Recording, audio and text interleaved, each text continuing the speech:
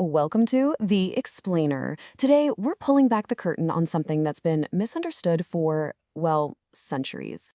We're going to dive deep into the secret, powerful, ancient tradition of the Yogini cults. All right, so let's just get this out of the way first. When you hear the word Tantra, what comes to mind? Probably something about healing, intimacy, spirituality, right? The kind of stuff you see in pop culture. Well, forget all that. The world of the early Yogini cults, it was the polar opposite. We're talking about practices centered on cremation grounds, a hunt for raw occult power, and a deep dive into everything that normal society considered, completely impure.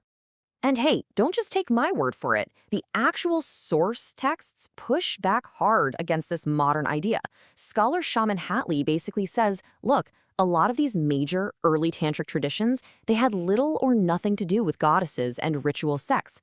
So that kind of begs a huge question, right? If it's not what we think it is, then what in the world was it really about? Okay, so to get to the bottom of this, we've got to meet the being at the absolute heart of this whole thing, the Yogini. But before we meet the Yogini herself, let's talk about the people who were brave enough, or maybe crazy enough, to actually seek her out. These were not your average, find yourself spiritual tourists. They were called sadhakas. Think of them as hardcore specialists, magicians, ascetics, living way out on the fringes of society. Their whole deal was undertaking these intense, lonely practices to get what's called siddhi, which is basically supernatural power. And believe me, they were willing to go to the absolute darkest places you can imagine to get. And what's so wild is that the texts don't pull any punches about this. Not at all. Bumping into a yogini was a straight-up life or death situation. They're described as dangerous, terrifying, impure, angry, lethal. The text literally says that only a practitioner with a heroic spirit should even try, because otherwise, you're not walking away from that. And this is really the core of it all. The yoginis weren't just simple monsters. They were this incredible paradox. On the one hand, they're these terrifying beings from the cremation grounds who could literally devour you if you showed any weakness. But on the other hand, if you were worthy, they were the ultimate gatekeepers to profound secret wisdom. They were the ones who could pass down the sacred teachings, these sampradayas. So you're probably wondering, how do we know any of this stuff? Well, our main source is this one secret scripture. And it's kind of like a spy with multiple aliases. It has a bunch of different names, and each one gives us a little clue about its true identity. So let's walk through its different identities. The most common name you'll see is the Brahmayamala, but it was also called Navakshara Vedana, which means the method of 9 syllables. That's a big hint about a core mantra. Then it calls itself the Mula Tantra, or the root scripture, which is a pretty bold claim that it's the source text for everything else. And then you get to its most secret, most shocking name, Pikumata. And this is where things get really wild. That name, Pikumata, tells you just how radical this tradition was. It comes from a word, piku, that refers to mixed sexual fluids. And yeah, they were used as ritually powerful substances.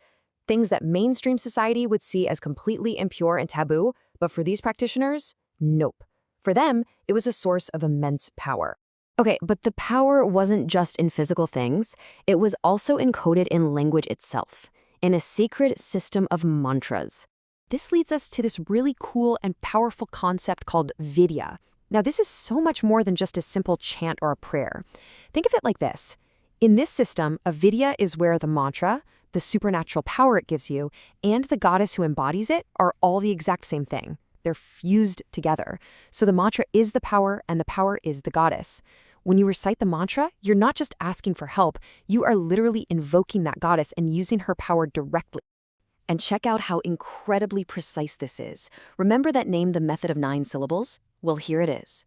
The scripture literally breaks down its main mantra syllable by syllable.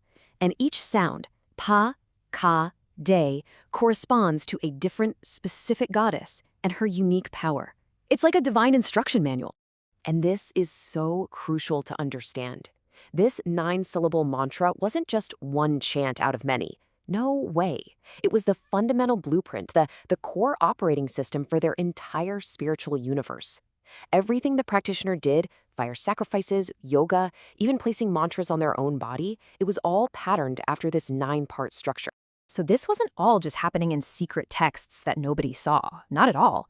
this tradition left behind a physical legacy, one that's just as mysterious and fascinating as the scriptures themselves. Okay, so starting around the 10th century, these really unique temples started popping up across India. They were dedicated to the Yoginis, and they look like nothing else. They're circular, they're open to the sky, and they usually have 64 statues of the Yoginis inside. And here's the best part. To this day, scholars are still arguing about what actually went on in these places. On one side, you have someone like Vidyapitha who thinks they were for Kala worship. We're talking sacrifice, wine, flesh, ritual sex. But then another scholar, Ronald Davidson, looks at the same statues and says, hold on, the main thing I see here is severed heads, so it was probably about something completely different. It's a real, live academic debate that's still going on right now.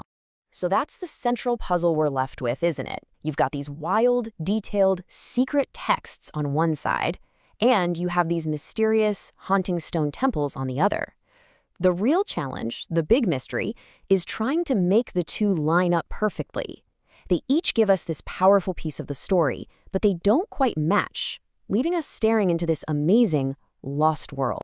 So I want to leave you with this question. The Yogini cults show us how our modern assumptions about the past can be completely, totally wrong. It just makes you wonder, right? What other secrets, what other radical and powerful worlds are just sitting there, hidden in plain sight, waiting in the pages of some other ancient book?